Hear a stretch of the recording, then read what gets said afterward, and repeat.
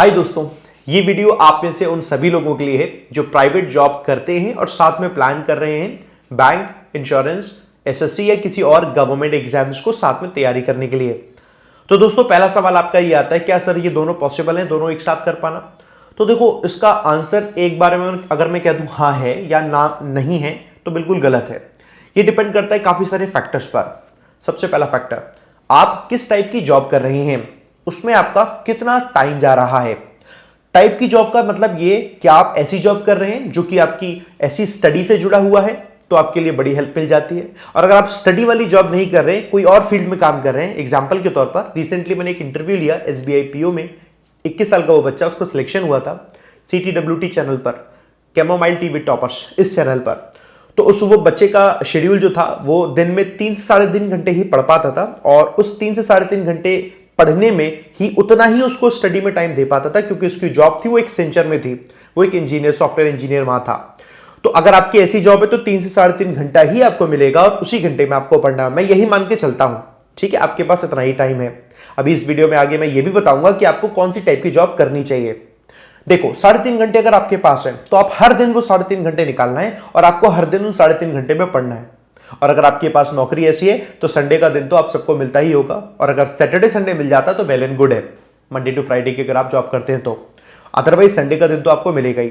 आप क्या करिए, 3.5 घंटे में जो आपका वीकेस्ट, सबसे वीकेस्ट जो सेक्शन है, उस वीकेस्ट सेक्शन को आप ज्यादा फोकस करिए, उस पर आप ज्यादा ध्यान दीजिए। और जो स्ट्रॉन्गेस्ट सेक्शन है उसको छोड़ना नहीं है। स्ट्रॉन्गेस्ट सेक्शन को एक कंसिस्टेंट तरीके से आपको उसके क्वेश्चन सॉल्व करते जाने होंगे, जैसे कि आपने उसमें हर दिन 20 मिनट 15 मिनट 20 मिनट 15 मिनट निकाल लिया। और जो आपका सेक्शन स्ट्रांग है ना, वीकेंड पर जरूर उसका रिवीजन करिए, मॉक पेपर लगाइए तो उस पर जरूर फोकस करिए, क्योंकि ऐसा नहीं करना कि वीक वाले सेक्शन को तो स्ट्रांग कर लिया लेकिन जो स्ट्रांग वाला सेक्शन था वो डामाडोल हो गया। ये बहुत सारे स्टूडेंट के साथ होता है। 3.5 घंटे बहुत कम होते हैं हर दिन की पढ़ाई करने के लिए, बट हाँ, जितना भी है उसको आपको इस्तेमाल करना होगा, क्योंकि there are numerous success stories, और जिन्होंने प्रूव किया है कि विद इन दी 3.5 आवर्स हर दिन पढ़ पढ़ कर दे हैव गॉट सेलेक्टेड, और 1 साल की तैयारी में आपको भी यही ट्राई करना है ना। अब मैं आपको बताता हूं, अगर आप जॉब स्विच करना सोच रहे हैं कि स्विच कर लें अगर आप जॉब को, या फिर अभी आप जॉब नहीं कर रहे हैं, आपको करनी है, सबसे पहला काम आपको ऐसी जॉब ढूंढनी चाहिए जहां पर आपका वर्क फ्रॉम होम है।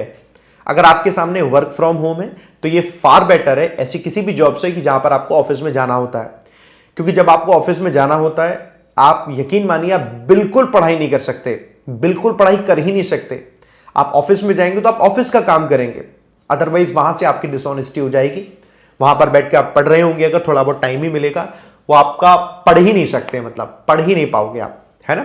तो पहली प्रायोरिटी रखो, वर्क फ्रॉम होम वाली जॉब मिल जाए आपको।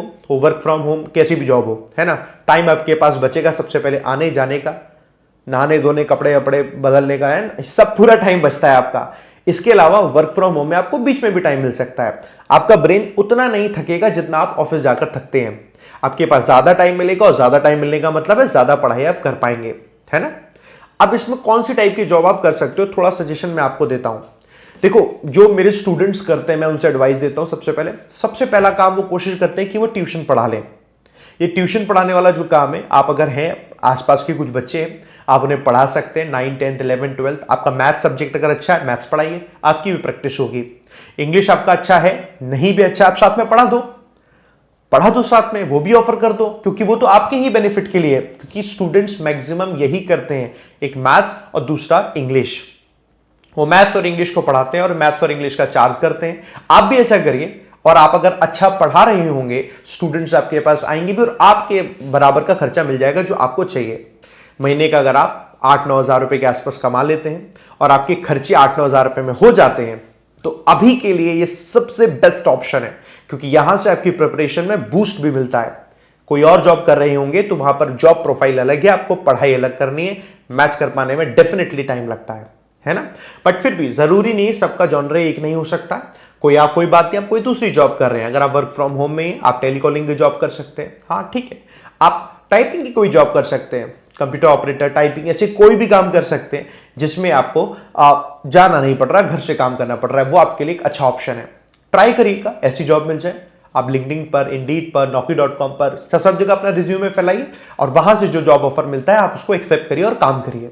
आपके लिए जॉब भी होती रहेगी, तैयारी भी होती रहेगी। अब मैं तैयारी में आपको बताता हूं, जैसे जो भी आप तैयारी कर रहे हैं, है ना, उसमें जो वीकेस्ट सब्जेक्ट है आपको मालूम है, उस पर ज्यादा फोकस करना ही है बाय डिफॉल्ट।